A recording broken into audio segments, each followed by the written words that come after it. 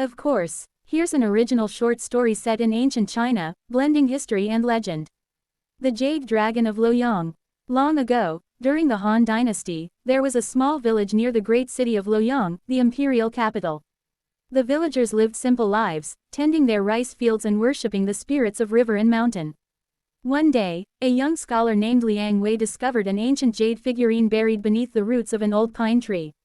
It was shaped like a dragon, so finely carved that even its scales seemed to shimmer in the moonlight. The elders said it must be from the time of the legendary Yellow Emperor, who was believed to have tamed dragons and founded the first dynasty. Liang Wei took the figurine home, hoping it would bring good fortune. But that night, he dreamed of a great jade dragon soaring through the clouds above Luoyang, its eyes filled with sorrow. The dragon spoke, "Greater than, return me to the river, where I once guarded the emperor's treasure. Only then shall your people know peace." Liang Wei awoke, trembling. At dawn, he sought counsel from the village sage, old Master Shen, who nodded gravely. "Greater than, it is a spirit of the past, boy. Its power is not meant to be kept by mortals." Determined to honor the dragon's wish, Liang Wei set out for the Yi River, which flowed past Luoyang's ancient walls.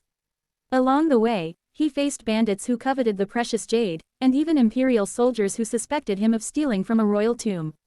Yet Liang Wei never wavered. Finally, at the river's edge, as the sun set behind the golden roofs of Luoyang, Liang Wei lowered the jade dragon into the water.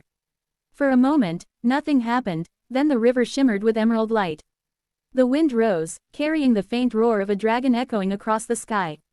When Liang Wei returned home, the harvest that year was bountiful, and peace returned to the land. The villagers honored him, not as a hero who kept treasure, but as a wise man who understood that some relics belong to history, not to men. And so, in the Chronicles of Luoyang, it is written that in the time of the Han, a humble scholar helped a dragon find its way home, and in doing so, preserved the harmony of the world. If you'd like, I could also expand this into a longer historical tale, or write it in the style of an ancient Chinese scroll story with chapters and classic proverbs. Would you like that? Here's the next part of the story, continuing where we left off, deepening the legend of the Jade Dragon of Luoyang. The Jade Dragon of Luoyang. Part 2. The Emperor's Secret. Months passed after Liang Wei returned the Jade Dragon to the Yi River. The village flourished. The fields turned green even through drought, and travelers spoke of a gentle breeze that always cooled the valley. Yet Liang Wei could not forget the dragon's sorrowful gaze in his dream. One misty morning, an imperial messenger arrived at Liang Wei's door. "Greater than, by decree of His Majesty, the Emperor summons you to Luoyang," the messenger announced. Confused and anxious, Liang Wei dressed in plain scholar's robes and followed the messenger through the grand city gates, past bustling markets and towering palaces, until they reached the imperial library, a vast hall of scrolls, guarded by bronze lion statues. Inside waited an elderly man with wise eyes and robes embroidered with 5-clawed dragons, Grand Historian Zhang Chu. "Greater than, young Liang Wei," the historian began, "you have done something few dare. You returned a relic tied to the founding of the empire." Liang Wei bowed low. "I only wished to honor the dragon's spirit." "Greater than, that dragon," Zhang Chu explained, "was carved by order of the Yellow Emperor himself. It once lay in the royal tomb, guarding secrets of the mandate of heaven." Liang Wei's heart pounded. "Why call me here, Master Zhang?" The historian beckoned him closer and whispered, "The Emperor believes you are destined to learn these secrets, and protect them."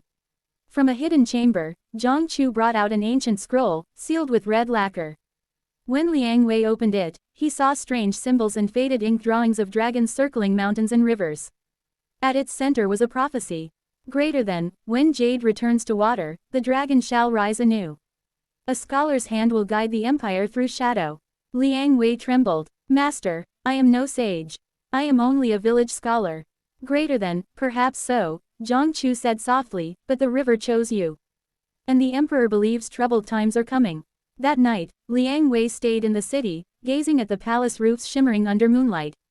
He wondered, could the jade dragons return truly awakened forces of old? And what shadows would come upon the empire? In dreams, the jade dragon visited him again, its eyes filled not with sorrow this time, but with warning. "Greater than, darkness gathers beyond the mountains. You must be ready, Liang Wei." When Liang Wei awoke, dawn light bathed Luoyang in gold. And so, his journey began. From a humble village scholar to a keeper of ancient secrets, caught between loyalty to the Emperor and the mysteries of dragons, destiny, and the mandate of heaven.